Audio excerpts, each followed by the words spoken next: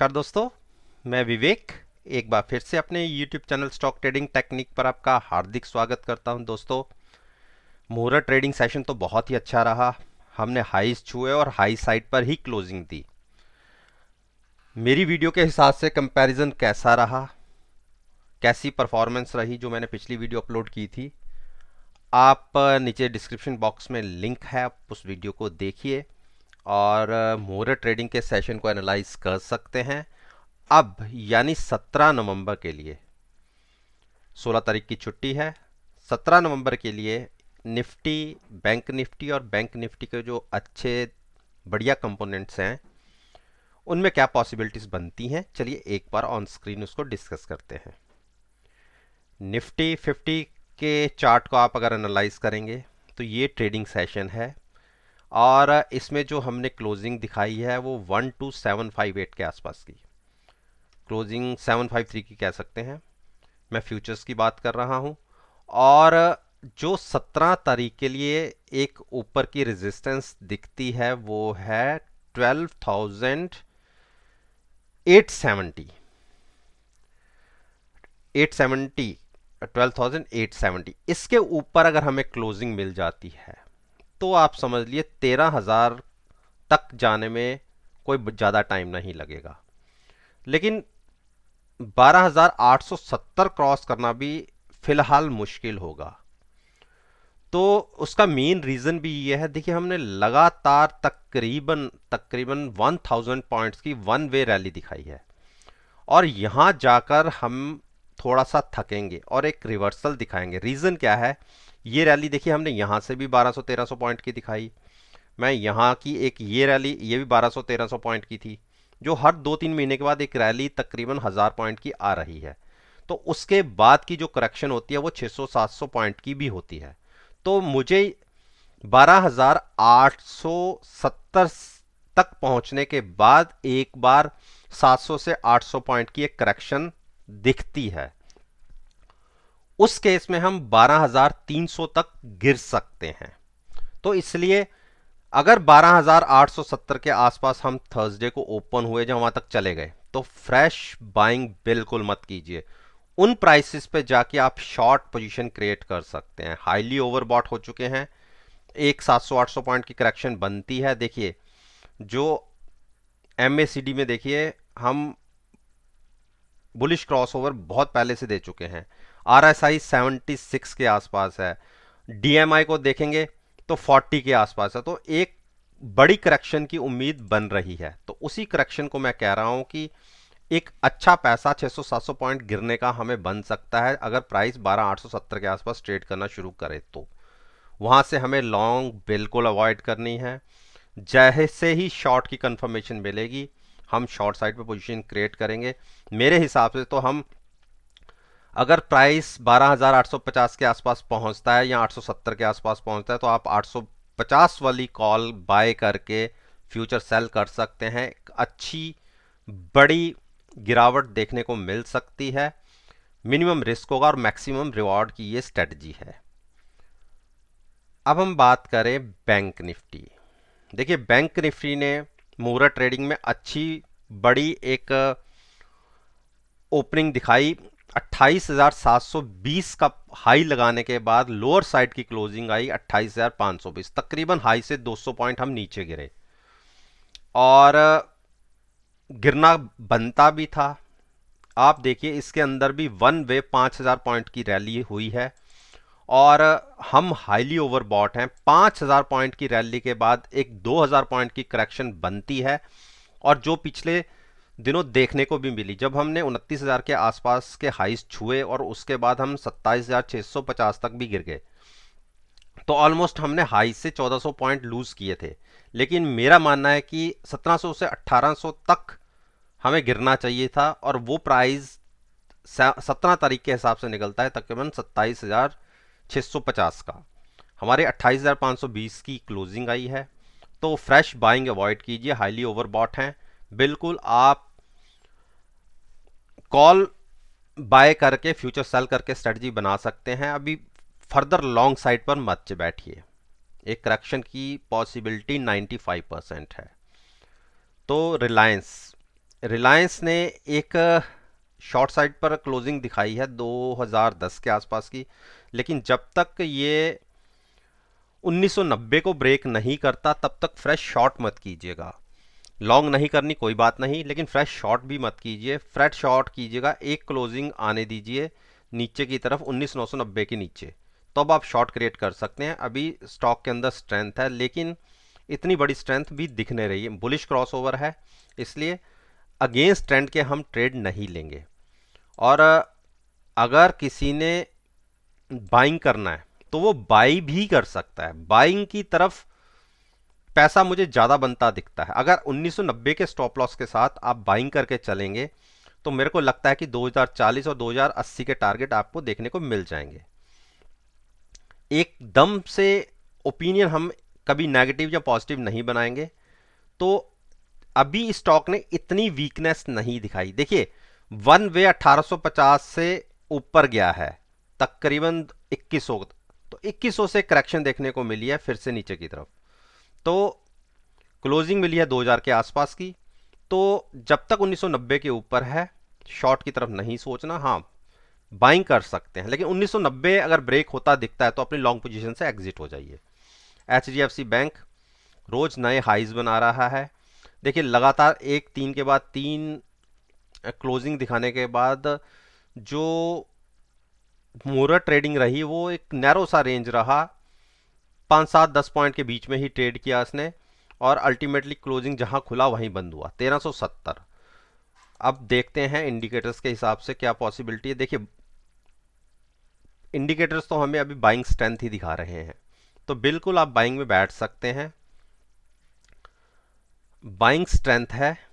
1335 के आसपास के मेरे टारगेट थे जो 1345 तक अचीव भी हुए, और जो सैटरडे की क्लोजिंग रही है वो एक नैरो रेंज रही।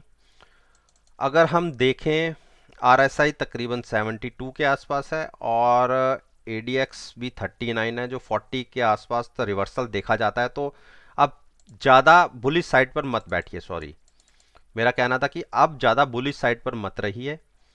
हो सकता है कि हम 1336 या 1335 का टारगेट हम अचीव करें, जो मैंने पिछले अपना बताया भी था, जहां तक पहुंचा भी है ये स्टॉक। 1335 के नीचे गिरने पे इस स्टॉक के अंदर 60 से 70 पॉइंट का एक डाउनसाइड की मूवमेंट देखी जाएगी, जिसकी पॉसिबिलिटी 90 to 90% दिखती है। तो फ्रेश बाइंग नहीं, डिप पे सेलिंग कर सकते हैं with stick stop loss. Fresh buying avoid कीजिए।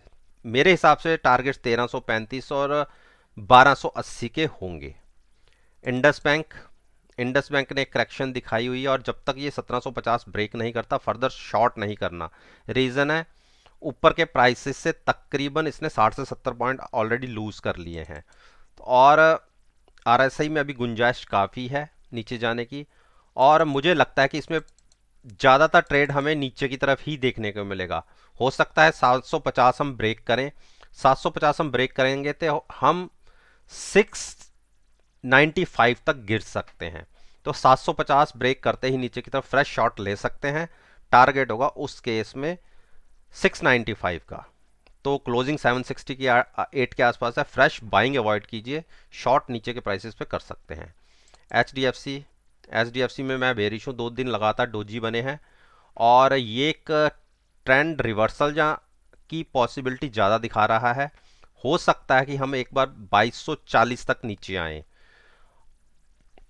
जिसकी पॉसिबिलिटी तकरीबन 95% है। मेरी खुद की पोजीशन 22,000 की कॉल खरीद के मैंने फ्यूचर सेल किया हुआ है, जिसमें मुझे 10 से 15 रुपए का भी नुकसान हो रहा है, 15 रुपए के आसपास का। तो मेरी पोजीशन अभी तक वो कैरी है। देखते हैं डिप कब मिलती है। मिनिमम रिस्क और मैक्सिमम रिवॉर्ड की मेरी स्ट्रेटजी है। मैं फ्रेश लॉन्ग्स अवॉइड करूंगा। जो भी नई एंट्री लेना चाहते हैं शॉर्ट क्रिएट कर सकते हैं विद हैचिंग। उस केस में आपको कॉल बाय करनी होगी और फ्यूचर सेल करना होगा। फ्रेश लॉन्ग्स नेगेटिव पोजीशन मत बनाइएगा, और ना ही केवल ऑप्शंस बाय करके कोई ट्रेड लीजिएगा। अब हम बात करते हैं कोटक महिंद्रा बैंक। कोटक महिंद्रा बैंक ने एक बेरिश डोजी क्रिएट किया है। ट्रेंड रिवर्सल का साइन हो सकता है। एक बार 1718 तक के टारगेट आपको देखने को मिल सकते हैं। अगर हम नीचे की तरफ ओपन होंगे तो शॉर्ट पोजीशन बनती है 1718 के टारगेट के लिए। अगर 1718 का टारगेट ब्रेक होता है तो 1620 तक के टारगेट आपको देखने को मिल सकते हैं। फ्रेश बाइंग अवॉइड कीजिए। आईसीआईसीआई बैंक बेरिश साइड पर क्लोजिंग, और 500 जाने की बजाय अब मुझे एक बार ये 470 आता हुआ पहले दिख रहा है। और अगर हमने ट्यूसडे के सेशन में नीचे ओपनिंग की, यानी 485 से नीचे हम ओपन हुए और नीचे ही ट्रेड करते रहे, तो एक बड़ी डाउनसाइड की पॉसिबिलिटी बनती है। 470 का टारगेट होगा पहला, और अगर 470 ब्रेक हो जाते हैं तो हम 440 तक नीचे गिर सकते हैं। फ्रेश बाइंग अवॉइड कीजिए। एक्सिस बैंक देखिए 613 का आज इसने टारगेट कंप्लीट किया। 617 के हाई लगाने के बाद नीचे क्लोजिंग आई है तकरीबन 610 के आसपास। तो आप ये देखिए 613 के प्राइस को इस स्टॉक ने पिछले 4 दिन लगातार टेस्ट करने की कोशिश की, लेकिन उसके ऊपर क्लोज नहीं हो पाया। तो ये एक स्ट्रॉन्ग रेजिस्टेंस है 613। इसके ऊपर अगर हमें क्लोजिंग मिलती है तो टारगेट बहुत बड़े हो जाएंगे। उस केस में ये स्टॉक नए हाइस की तरफ छूने की कोशिश करेगा, और एक गैप इसने फिल करना है 675 तक, फिर उस तरफ ये जाने की कोशिश करेगा। लेकिन मेरे को पॉसिबिलिटी फिलहाल रीजन है कम लगती है। उसका मेन रीजन क्या है कि वन वे रैली के बाद एक बड़ी करेक्शन की उम्मीद बनती है। जितनी बड़ी रैली ये हुई है उससे 50% की करेक्शन, आप ये मानिए कि मुझे लगता है कि ये प्राइस एक बार 560 के आसपास आना चाहिए। क्योंकि देखिए हमने शुरुआत की थी 496 से, हम 613 तक गए, तकरीबन 120 पॉइंट की रैली हमारी हुई है। तो 120 पॉइंट में से अगर हम 60 पॉइंट्स निकालें तो वो प्राइस बनता है 550 560 की रेंज। तो यहां तक एक बार इसके अंदर प्राइस करेक्ट होना चाहिए, जिसकी पॉसिबिलिटी मैं मानता हूं कि 95% है। मैं 613 के ऊपर बाइंग अवॉइड करूंगा फिलहाल के लिए, जब तक हमें करेक्शन नहीं मिल जाती। तो 613 का स्टॉप लॉस के साथ अगर हम 609 की जो हमारी क्लोजिंग रही है उसके नीचे ओपन होते हैं तो मैं शॉर्ट करना पसंद करूंगा। मेरा पहला टारगेट होगा 580 का। फ्रेश बाइंग बिल्कुल अवॉइड करूंगा। और अगर मुझे कोई स्ट्रेटजी क्रिएट करनी है तो शॉर्ट साइड पर करूंगा। मेरे को इंडिकेशन मिलेगा तो मैं शॉर्ट साइड पर बैठना पसंद करूंगा, ना कि बाइंग साइड पर। एसबीआई देखिए इसने जो क्लोजिंग दिखाई है नीचे से तो ऊपर जाके क्लोज हुआ है 231 के आसपास, लेकिन जो इसका 232 का हर्डल है, एक रेजिस्टेंस है, उसके नीचे की क्लोजिंग आई है। ट्यूसडे की अगर ओपनिंग हमें 232 के ऊपर मिलती है और अगर लगातार हम ट्रेड करते रहते हैं तो एक बड़ा जंप एसबीआई में देखने को मिल सकता है 245 तक का।